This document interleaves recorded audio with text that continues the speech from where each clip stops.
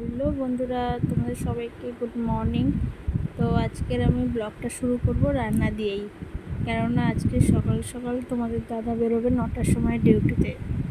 তার জন্য আমি ভাত করছি, ওর জন্য ছোট্ট হাঁড়িতে ভাত করে নিচ্ছি।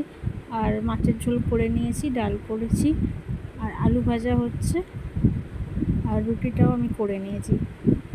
তাড়াহুড়ো করতে হয়েছে কারণ বাচ্চাটা ঘুমালে আমাকে সব করতে হয়। আর আলু ভাজাটা রুটিটা সব প্যাক করে দিচ্ছি, আলু ভাজাটা হচ্ছে, তারপরেই প্যাক করে দেবো। একার হাতে সব করতে হয়। আজকে আমাদের গণেশ পুজো, আমি বাড়িতে কিছু ছোট্ট করে এমনি গণেশ ঠাকুরকে বের করেছি। একটা শোকেসে তোলা ছিল, ওইটা বের করেই পুজো দিয়েছি, জানো তো। তো সেটাও তোমাদের সাথে শেয়ার করব। আর আজকে একটু লেট হয়ে গেছে, ছেলেটাও উঠে গেছে তার মধ্যে, আর একটু লেট হয়ে গেছে। ভেবেছিলাম যে আর ডিউটিটা তোমার দাদা হয় তাড়াতাড়ি করে, ডিউটিটা হুট করে এসেছে, ডিউটিটা আজকে ছিল না। তারপরে স্নান আমি করে নিলাম, তোমার দাদাভাই বেরিয়ে যাওয়ার পর আমি স্নানটা করে নিয়েছি। স্নান করতে গিয়ে ছেলেটা উঠে গেল, তখন ছেলেটাকে খাইয়ে দিই, একবারে আবার ঘুম পাড়িয়ে দিই, তারপরে আমি পুজো দেবো, নাহলে আমি পুজোটা দিতেই পারবো না। তো ছেলেটা কাজ ছিল, তোমাদের দেখাচ্ছিলাম তো, ভিডিওটা দিচ্ছে, ফোনে লাইট জ্বলছে, টর্চটা দেখে ও নিজেই আবার চুপ হয়ে গেছে, পোজ দিচ্ছিল। আর আমাদের কোকোকে, ও দেখছিল কি হচ্ছিল, ভাই কাঁদছে কেন। আর ওকে ওর জোর করে খাওয়াতে লাগে না, ও খাবার দেখে কাঁদছিল বলে আবার ওকে জোর করে ধরে খাওয়াতে হলো। আর এই ফুল গাছটা দেখছো তো, এই ফুল গাছটা আমার মা আমাকে দিয়েছে। আমাদের ছাদে আরও ফুল গাছ আছে, জবা ফুল, আর আমাদের জানলার মধ্যে রেখেছিলাম শিউলি, ওটা হচ্ছে রজনীগন্ধা আর জবা ফুল গাছ। তো ওই জবা ফুলটা ফুটতে একটু মোটা কুড়ি, তো ফুটতে একটু লেট হয়।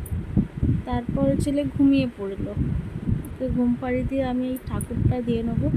দেখো এই সব ঠাকুরগুলো, আর আমাদের ঠাকুরের সিংহাসনটা বড্ড ছোটো, তো তার জন্য ফলগুলো ওইভাবে দিয়েছি। আর নিচে যে পা দেবো, আর ছেলেটাও এখন হাঁটা ধরেছে, ও সব ফেলে দেবে। আর আমাদের কোকো আছে, যদি কিছু মুখ দেয়, ওই জন্য আমি থাক সিংহাসনের মধ্যে দিয়ে দিই। আর বিকেলে আমাদের নেমন্তন্ন আছে, জানো তো, ওখানে যাব। আর পুজো টুজো দেওয়ার পরেই দেখলাম বেলা হয়ে গেছে, তো ছেলের জন্য লেবুর রসটা করে নিচ্ছি। ওকে বেলা হলে আমি লেবুর রসটা খাওয়াই, আপেল দিই, মাঝে মাঝে কলা দিই, মানে উল্টো পাল্টা ঘুরিয়ে দিই ফল। আমি লেবুটা ওকে রসটা করে ওকে খাইয়ে দেবো। খাইয়ে দিয়ে ও খেলছিল, খাওয়ানো হয়ে গেছে। তারপরে আমি এখন ভাদ্র মাস, সব জামা প্যান্টগুলো একটু রোদে দিচ্ছিলাম, গন্ধ বেরিয়ে যায় না, কেমন হয়ে যায়। আর আলমারিটার কী অবস্থা হয়ে যাচ্ছে, আমাকে সব রোদে দিয়ে গুছাতে হবে একটা একটা করে পাট। আর এটা না আমার বিয়ের ওড়না, জানো তো, দেখে না কেমন লাগছিলো, এটা সব আগের কিছু কথা মনে পড়ছিল। তারপর ছেলে মুখে ভাতে কী কী পেয়েছে সেটাও দেখছিলাম, তো একদম তোমাদের সাথে এটা আমি শেয়ার করবো। তো এখনকার মতো এটুকুই, এখন টাটা। ভালো লাগলে ভিডিওটা লাইক, শেয়ার, কমেন্ট আর সাবস্ক্রাইব করতে ভুলো না প্লিজ।